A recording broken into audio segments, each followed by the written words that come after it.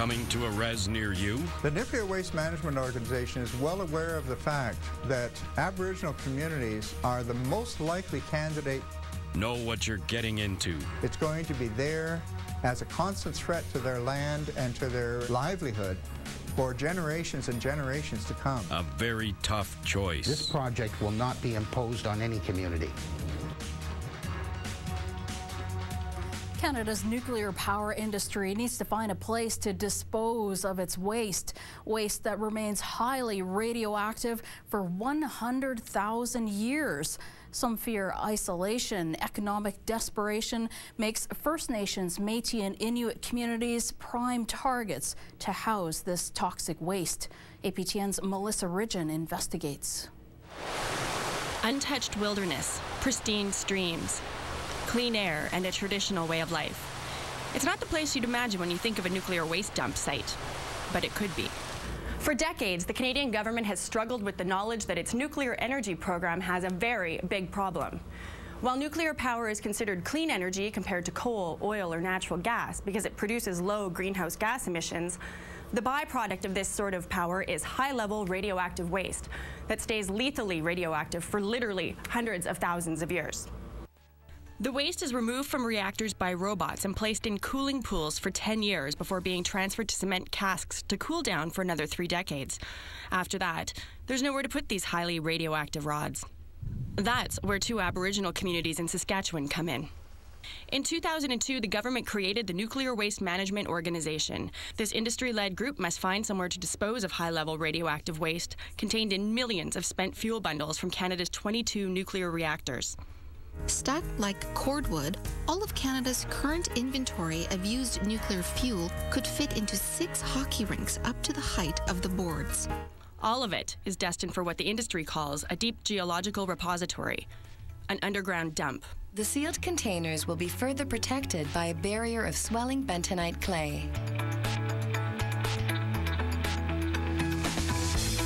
The final and principal barrier between the used fuel and the surface environment will be the surrounding host rock. The solution, according to the industry, is we simply dig a hole and bury it and cover it up again. The trouble with this material, however, is that it remains dangerous for such an extraordinarily long time. It doesn't disappear. It remains there as a perpetual hazard. Gordon Edwards is a retired professor who has been a consultant on government panels and is recognized as a nuclear expert in courts here and abroad.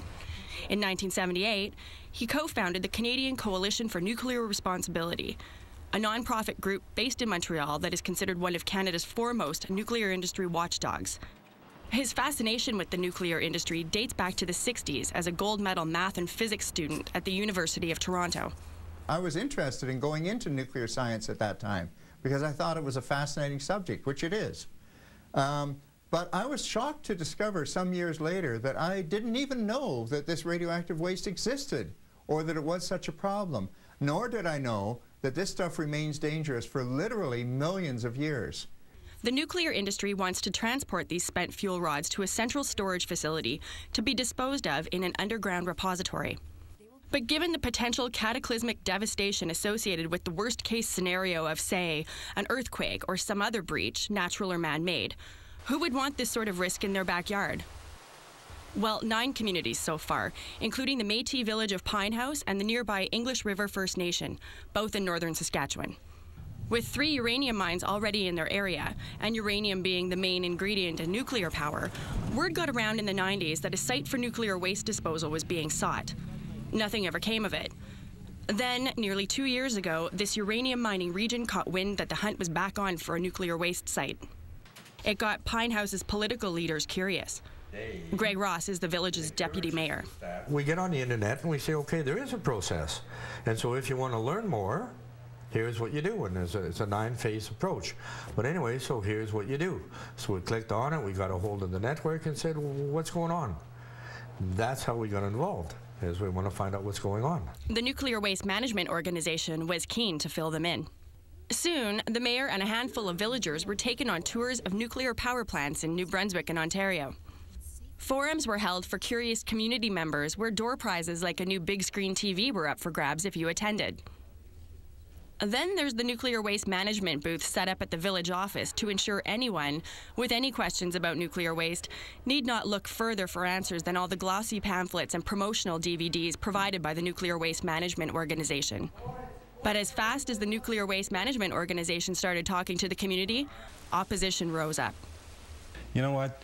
We don't wish nuclear waste storage on any community or anywhere in the world. It's just a bad idea to put it into Mother Earth, you know, to dig that hole and put that poison down there, lethal poison. Max Morin was part of an 820-kilometer walk from Pine House to the Legislative Building in Regina last August.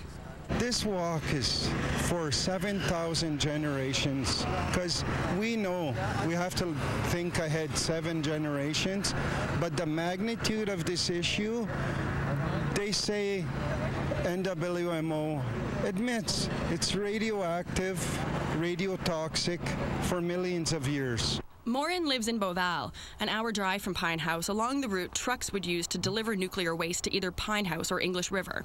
It's a no-brainer. The risks are there. Even if they offered $1 trillion, I don't think any community should take it. He's part of a group called the Committee for Future Generations, formed by Northerners to oppose a nuclear waste repository in Saskatchewan. It's Eden. It's pristine. It's beautiful.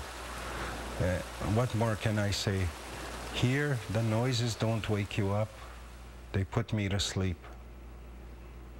So that's exactly what we're protecting. When man first discovered fire, they were able to put it out. But this is one fire that they've discovered that they can't put out. And because they can't figure out how to handle it, what to do with it, and their waste is building up in Ontario, they've decided, oh, let's just bury it out of sight, out of mind. To make it safe, let's not bury it in Ontario. Let's bury it where there's hardly any people. There's only 20,000 people, and it's a vast area, 20,000 people in northern Saskatchewan. Instead of 20 million in Ontario, you know, endangering 20 million, 20,000 should be nothing. The issue draws an emotional response from other community members, too. Let's take this nuclear waste and bury it right inside her. Mother Earth, the earth, our town, our land. And I don't think that nuclear waste is our own culture. So you play by our rules or go home. I respect the mayor and council, but unfortunately I do not respect the act or even the thinking of having a nuclear waste repository here. It's a financial gain to the communities. What we feel is that it's very toxic financial gain. It comes with huge risks. But Deputy Mayor Ross says all village leadership is trying to do is to find out the economic benefits versus any environmental and human risks. In the early 1980s, when Pine House opposed uranium mining, fearing environmental and human doom, the mines opened anyway. Now, if not for uranium mining and a few commercial fishing jobs, Ross says the town would still be wallowing in 90% unemployment. He says the uranium industry gave the village new hope, and no three-headed moose have surfaced, nor have any uranium-related deaths occurred as feared. We don't have anybody in our graveyard from safety or environmental-related issues, 0. But we do have 65 in our in the graves from alcohol and drugs. That combination of isolation and economic desperation is exactly what industry looks for, says John Shertow. He's a freelance writer and editor of the online journal Intercontinental Cry, reporting news that affects Indigenous populations around the globe. The companies, like, they'll research the communities to get an idea of what they want, and then they'll offer it. And if the reserve is desperate, and if they need money, and if this is the only opportunity that's coming at them that can offer them something, then maybe they'll take it. Maybe they'll ignore the risks if they're even told about them. A telling example of just how risky it is the proposed Yucca Mountain nuclear waste storage program in the U.S. The U.S. government spent $10 billion researching and developing this plant on Yucca Mountain, which is on Shoshone territory, and they abandoned it because they couldn't guarantee that the waste would be safe there in 1,000 years, or 100,000 years, or 700,000 years. And the same is true with this project that Numo's proposing. They can't guarantee it. They hope. Right. A damning 2009 Auditor General's report gives hints as to why Aboriginal communities are the perfect dumping ground for nuclear waste. And it's an incentive to companies. And also, as far as liability goes, if waste, if they do dump waste onto the reserve, then the odds of them being held accountable specifically for the damage is reduced substantially by the lack of regulations. When we come back, what makes some people think Aboriginal communities are the ideal place to store Canada's nuclear waste? Welcome back. APTN Investigates continues now as Melissa Ridgen explains how Canada's stockpile of highly radioactive nuclear waste may be coming to a reserve near you. Despite being touted as clean energy because it produces lower emissions than coal, oil, or natural gas, nuclear power has one big problem. It produces waste that remains highly radioactive for hundreds of thousands of years. And the industry globally doesn't know what to do with it. Experts in many countries, including Canada, have convinced governments that burying used toxic fuel rods deep underground is likely the best plan. 9 communities in Canada so far, including 2 Aboriginal communities in Saskatchewan, are considering such a disposal site. The Nuclear Waste Management Organization is well aware of the fact that Aboriginal communities are the most likely candidate communities to receive these nuclear wastes for a number of reasons. There's the economic desperation and the isolation, but a 2009 Auditor General's report suggests there's even more incentive. In the report on land management and environmental protection on reserves, then Auditor General Sheila Fraser wrote, there is a significant gap between First Nations reserves and Canadian communities elsewhere in the degree to which regulations protect the environment. And while the federal government has the authority to regulate environmental threats on reserves, it has rarely used this authority to develop regulations to mitigate environmental threats. The Auditor General went on to say, Indian and Northern Affairs Canada has done little to monitor and enforce compliance with existing regulations. The Assembly of First Nations knows this makes Aboriginal communities vulnerable. Participants in a 2005 nuclear waste discussion stated because of the high rates of unemployment in many First Nations communities, they might be targeted for hosting a nuclear waste management facility. The idea that an economically depressed First Nation may be approached and thus assume a large risk to the health of their land is a form of environmental racism. In focus group discussions with Canadians, the Nuclear Waste Management Organization found that Aboriginal values was the least important consideration in determining a disposal site. But Numo's own materials suggest Aboriginal people are very much on their radar. The Nuclear Waste Management Organization wishes to build long-term, respectful, and mutually beneficial working relationships with Aboriginal communities. The Waste Management Organization struck an elders committee called Ngani. Ngani means leading the way, and our logo shows geese flying in formation, symbolizing all people working together. The Nuclear Waste Management Organization is using a different process. They asked elders to participate right from the beginning. The Federation of Saskatchewan Indian Nations has been given $1 million from Numo to educate Aboriginal communities about nuclear waste. Numo's literature and DVDs are available in 9 Aboriginal languages, and there's a lot of talk about Aboriginal consultation. But there's nothing sinister about it, says spokesman Mike Krizank. Aboriginal people, just like all other citizens, expect and deserve to be involved in important decisions that are made that potentially affect them. It's all part of finding a willing and informed host community. Making it easy for people to get information is just part of the process. There will be approximately 600 jobs over a 10-year period while the repository is under construction, and then there will be 400 jobs or more during the operational period, which would be 30 to 60 years or more. We're talking about a $16 to $20 billion national infrastructure project. There will be a center of expertise associated with it that will attract scientists from all over the world who are interested in studying this kind of activity. It will be, there will be many spin-off jobs or tertiary jobs associated with it. That bright economic outlook doesn't make it easy for an impoverished community to look the other way. The need now makes it hard to think about risks for future generations.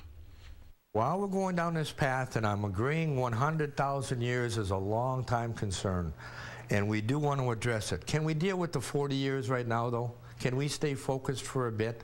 Can we make sure that we can get through the next 40 so that we can discuss the next 100,000? Nuclear waste is a bigger issue. How is Canada going to deal with it? I get to say, I'm over in Pinehouse. Why is it my concern? I'm saying, is there a risk-benefit consideration to that question? This is what I believe that Aboriginal communities should be aware of. They should be aware of the fact that they are vulnerable. And I think they know they're vulnerable. And that they can and have been lied to many times in the past. Look at all the treaties that have been broken. Look at all the promises that have been broken. Well, unfortunately, I think we're seeing another chapter of that kind of deception being played out here. There's very little distinction between the Government of Canada and the nuclear industry, because the nuclear industry in Canada was created by the Government of Canada and is very strongly supported by the Government of Canada. In the 1950s, Ottawa created Atomic Energy of Canada Limited to develop peaceful use of nuclear energy. AECL survived on billions in subsidies over 50 years, and in June 2011, the Harper Conservatives sold AECL for $15 million, but with an immediate subsidy of $75 million to the buyer, SNC Lavalin. That's the way nuclear economics works. It's a very bad deal for the Canadian citizen, but it's very good for the people in the nuclear industry because they always make their profits. While voting in favor of subsidies to keep the nuclear industry afloat, some MPs are working behind the scenes to make sure that the highly radioactive waste doesn't end up in their backyard. Parry Sound Muskoka MP Tony Clement encouraged the District of Muskoka to shut the door on the idea of a nuclear waste repository. He attended a district meeting in 2007 where leaders passed a resolution to inform the Prime Minister and the Minister of Natural Resources that Muskoka doesn't support a nuclear waste dump anywhere in that area. It's a big country, though, and it's early in the site selection process. The NWMO is sure someone will be interested for the right price. It will be transformational for any community in which it's located, and certainly the surrounding region, indeed the province. Despite being the world's largest uranium producer and having communities looking into a nuclear waste repository, the Saskatchewan government says nuclear waste is not on their agenda. Yet, anyway. The province views this as not a priority at this time. It's not something that we are actively seeking. However, it is within the mandate of the Nuclear Waste Management Organization to look for sites throughout Canada. It's expected to take at least 10 years to find a location, and ground isn't even expected to break on a repository until 2035, making it an easy issue for governments to put on the back burner. But some aren't willing to sit around and let what they call nuclear waste spin get a foothold in the meantime. Groups like the Committee for Future Generations and Coalition for Clean Green Saskatchewan have collected a reported 50,000 signatures opposing nuclear waste storage in their province. The Métis Nation of Saskatchewan has passed a resolution opposing a repository. So if most people in a community oppose it, then it's not going to happen there. That's absolutely correct. Community leadership can get the community into the process and in the early stages make decisions as to whether or not they want to continue learning about the project. But at the end of the day, the community itself as a whole is going to have to demonstrate its willingness in a compelling way. When you don't have good leaders, they can easily be tempted by certain, their head can be turned. They can even be given financial benefits or other kinds of benefits, or they may see financial benefits for the community around them. But those financial benefits are relatively short-lived. The problem that they're inheriting is going to last forever. It's going to be there as a constant threat to their land and to their livelihood for generations and generations to come. A Finnish documentary filmmaker was so gripped by the concept of our generation making, then burying, this highly radioactive waste that he made the award-winning 2009 film Into Eternity. Director Michael Madsen asks how it's possible to warn our descendants of this deadly waste we've left behind. How do we prevent them from thinking they've found the pyramids of our time? Which languages and signs will they understand? And if they understand, will they respect our instructions? We do have the waste, and we do need to do something, although it is not a possibility today to perform what's called transmutation, which is a kind of halving the half-lives of the waste, etc. One of the experts told me that it would be extremely dangerous to try and do it in our time. But perhaps we should run the risk, because if it blows up, it's us who blows up and not subsequent generations. Are we entitled at all in transferring a problem to the future? Aren't we the ones who should take the full risks? The gloomy reality makes one wonder how the nuclear industry continues to exist. There's not enough public pressure on governments to pull the plug. A focus group report by the Nuclear Waste Management Organization shows the public has very little awareness or knowledge of nuclear waste and issues surrounding its long-term management, and has very little basis for evaluating the validity of information presented to them. Edwards hypothesizes that when a lack of public awareness is combined with a community facing economic desperation, things will click for the industry. Once a community is found to warehouse the waste, he says, it will actually be a green light for the industry to expand. They're going to say, now we've solved the problem of nuclear waste, there's nothing to stop us. We could build thousands of these nuclear reactors. The potential for danger is very, very great. We humans have never successfully disposed of anything. Nature is the great recycler. Nature takes every material that is put into the ground, nature finds a way of recycling it. And the trouble is, we can't afford to let nature recycle this material.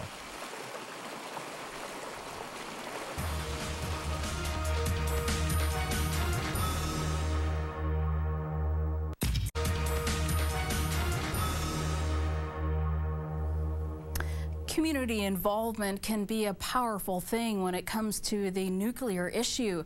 In the 1980s, residents near the Whiteshell Nuclear Research Establishment in Pinawa, Manitoba, heard the facility was going to become a nuclear waste storage site. 150 people formed the Committee of Concerned Citizens. They pressured the Manitoba government to pass the High-Level Radioactive Waste Act. It bans the storage of used fuel anywhere in Manitoba. Further west, the Coalition for a Nuclear-Free Alberta has battled nuclear development there. Just last month, Bruce Power announced they will no longer pursue a nuclear power plant in that province. And most recently, the First Nations of the North Shore Tribal Council in Ontario have passed a resolution to oppose a nuclear waste disposal site that the nearby city of Elliott Lake has expressed interest in. Thanks for watching. Next week, Todd Lamoran brings you a story about Aboriginal fishers in conflict with a Crown corporation. I'm Cheryl McKenzie. Good night.